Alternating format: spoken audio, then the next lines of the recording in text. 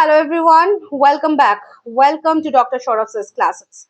Today we are tackling a phenomenal question from the Indian Statistical Services ISS 2026 statistics paper. And as you know, the ISS examination conducted by the UPSC is the pinnacle for the statisticians in India. Okay, and it requires not just absolute conceptual clarity but a sharp eye for the detail under the time pressure. And the questions in this examination frequently test your ability to apply the core theoretical matrices like the standard errors and the critical values to the real world decision making scenarios such as determining the sample adequacy and more than that. Okay, so first let's read the question and then we will discuss about it. Okay, so the question is saying the mean height of 50 male students who showed above average participation in the college athletics was 68.2 inches with a standard deviation of 2.5 inches, while 50 male students who showed no interest in such participation had a mean height of 67.5 inches with a standard deviation of 2.8 inches. In order that the observed difference in the mean height to be significant at 5% level of significance, the sample size of each of the two groups has to be increased by the critical value of the Z at 5% level of significance is 1.645, and there are four options. Option A says at least 78, B says at most 78, C says at least 28, and D says at most 28. All right. So let's list the values given to us in the problem statement so we can clearly see the layout of our two independent groups. First, the group 1 for the athletics, and the initial sample size N1, this is 50, and the sample mean X1 bar, this is 68.2 inches, and the sample standard deviation S1, this is 2.5 inches. Okay, now the group 2 for the non-athletes.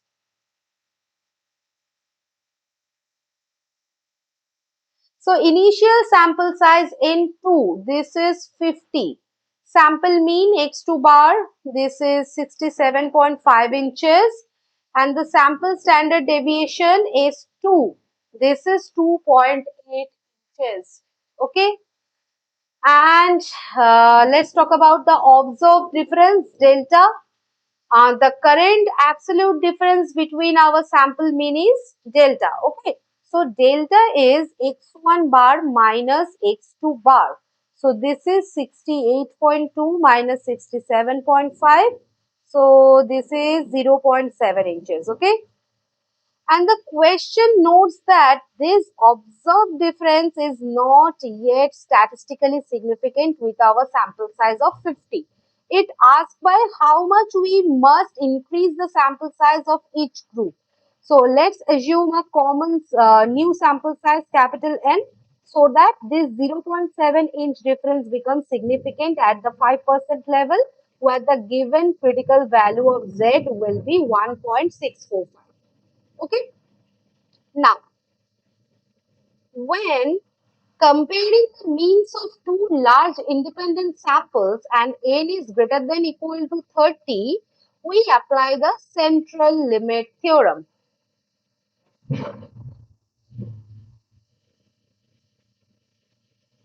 The test statistic Z follows a standard normal distribution under the null hypothesis, H0.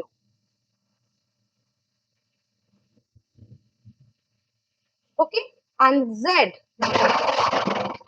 this is equal to x1 bar minus x2 bar by SE. Okay, so where the standard error SE of the difference between two independent means is defined. SE, this is equal to root of S1 square by N1 plus S2 square by N2. Now, notice that the problem provides a critical value of Z equal to 1.645 for a 5% level of significance, right? So, this tells us it's standard handled as a one-tailed test. Since for a two-tailed test at 5%, Z alpha by 2, this is 1.96, right? And this aligns with testing whether athletes are taller than the non-athletes. Okay. Now, let's set up our inequality. And for the difference to be statistically significant, our calculated Z statistics must be greater than or equal to the critical value 1.645. So, Z is greater than equal to 1.645. So, x1 bar minus x2 bar by root over of S1 square by n plus S2 square by n. This is greater than equal to 1.645. Okay. So let's plug in our known values into the equation. So we are getting here 0.7 by root of 2.5 square plus 2.8 square by n.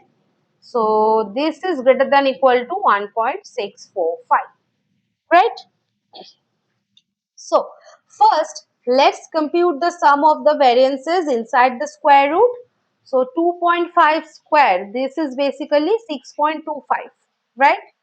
2.8 square, this is 2.8 into 2.8, so this will be 7.84, okay? And 6.25 plus 7.84, this is 90 point, this is 41, yes, 14.09, right? So substituting back, this back gives us what? 0.7 by root over of 14.09 by n. This is greater than equal to 1.645. So we can say 0.7 root n by root of 14.09. This is greater than equal to 1.645.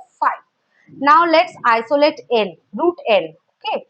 So root n, this is greater than equal to 1.645 into 14 point, root of 14.09 by 0.7.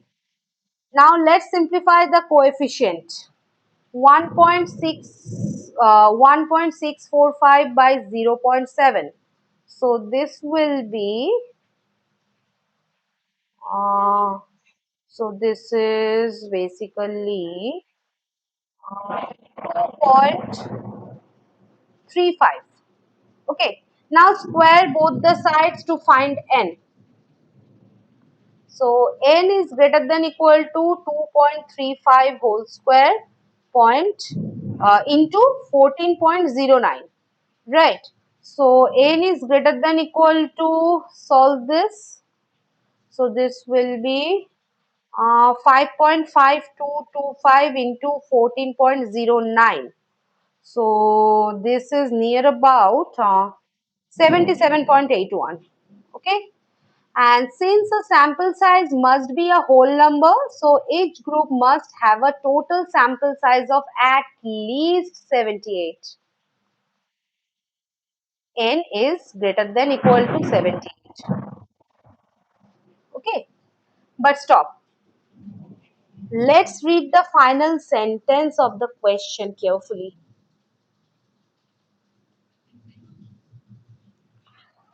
The sample size of each of the two groups has to be increased by. Look, the original sample size for each group was 50, right? Therefore, the required increase delta n will be what?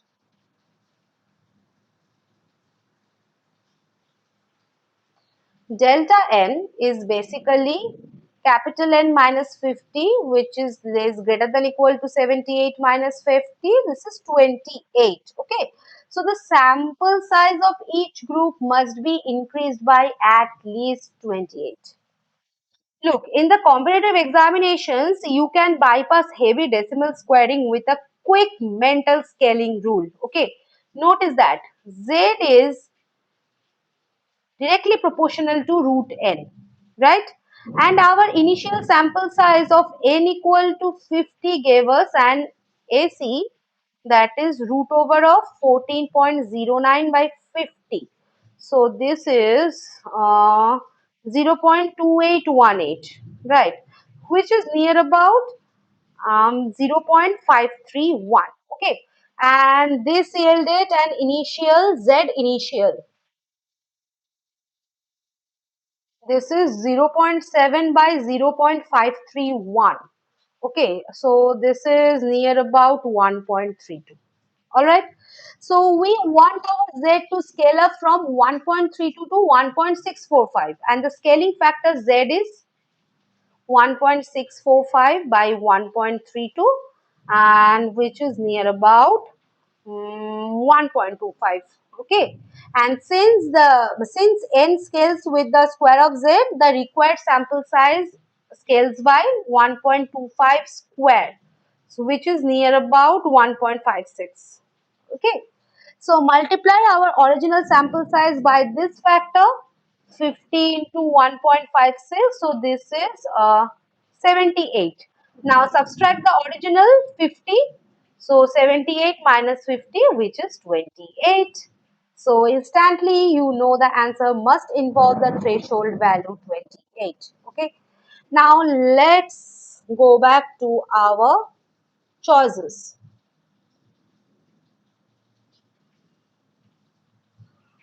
Uh, look, look at the four options. Look, our inequality states that delta n is greater than equal to 28, right? So the correct answer choice will be distinctly our option number C, at least 28. So option number C is the right answer for this particular question. Okay. So always remember to differentiate between the total required sample size and the required increase in the sample size. Okay. And missing that subtle languages where many students lose easy marks. Okay. So don't do that. So I hope all these things are clear to you guys. See you in the next session with a new question of the Indian Statistical Service 2026 statistics paper. Till then, bye-bye.